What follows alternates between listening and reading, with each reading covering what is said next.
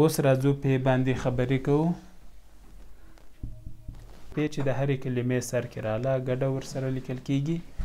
ګورئ لیکو پاک، پې الف کاف دی، داسې راځي پاک، یعنې الف سره پې ګډه لیکل کېږي.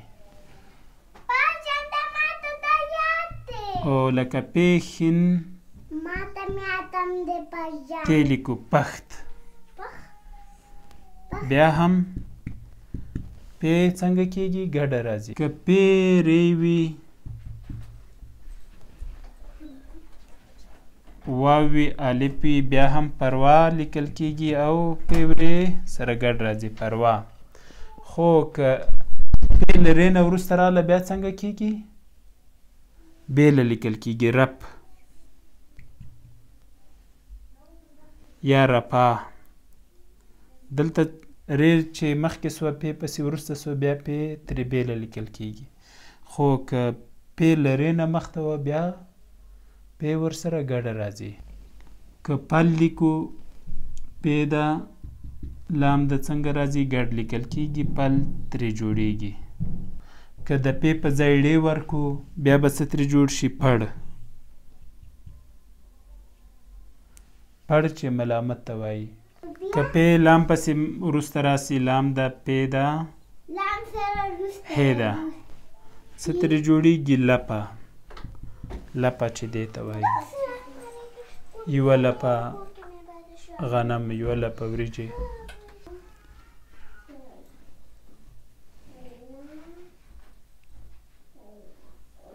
که کا پې یې وي څه ترې جوړیږي کپۍ.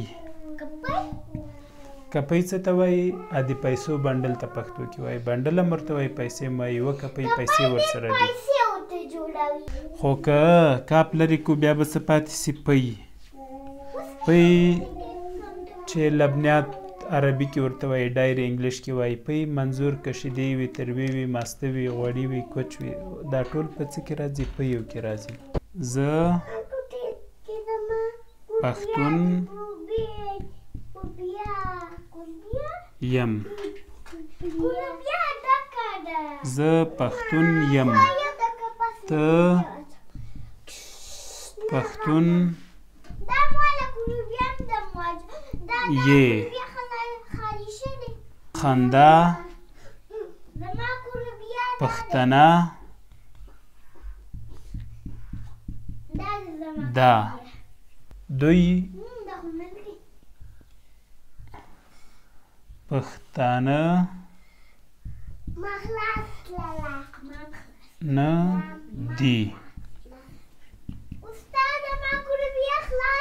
شاباس. زه پښتون یم. ته پښتون یې. خندا پښتنه ده. داسې میلی سي چې ته پښتنه یې. دوی پښتانه دي. یم یې میم. یې سر کې نرمه ده یعنې څنګ په څنګ ټکي لري او پای کې اوږده ده یعنې لاندې باندې ټکي. ده کې چې د د لوحې دي د د ښځینه نومونو لپاره راځي چې یو وي. مثلا خندا پښتنه ده. خو که خندا او لیلا یو ځای وي بیا به خندا او لیلا پښتنې دي. د هې په ځای به څه راسي لاندې باندې یې او د په ځای به دی راسي. دوی پښتانه دي. بیا ویلی شي چې موږ پښتانه یو. موږ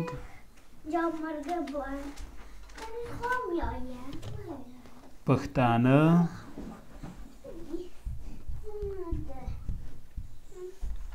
یو. صحیح شو؟ موږ پښتانه یو.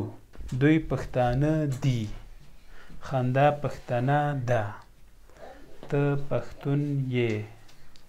پښتون کې پې ښین تی واو نون ده. پښتنه کې پې ښې تین نون هې ده. پښتانه کې بیا پې ښین تی الف نون هې ده. پښتانه. پښتون جمع څه شو؟ پښتانه. پې ښې تی پورې یو شان راځي. الف بیا په جمع کې ورکول کېږي نون او هې پسې راځي. او که یو وي تی نه وروسته واو او نون راځي. نو زما پښتنو همدا زموږ نن درس و د پښتو او پښتنو د سوکالۍ او پرمختګ په هیله.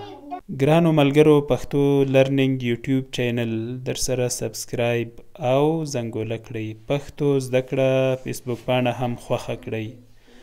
زما فیسبوک دی غزانور او ورپسې مې لاندې هم ټویټر دی غزانور، هلته مې هم څارلی شئ. که د پښتو زده کړې په هکله څه نظر، نیوکه او وړاندیز لرئ زموږ سره یې شریک کړئ. الله مو مل شه.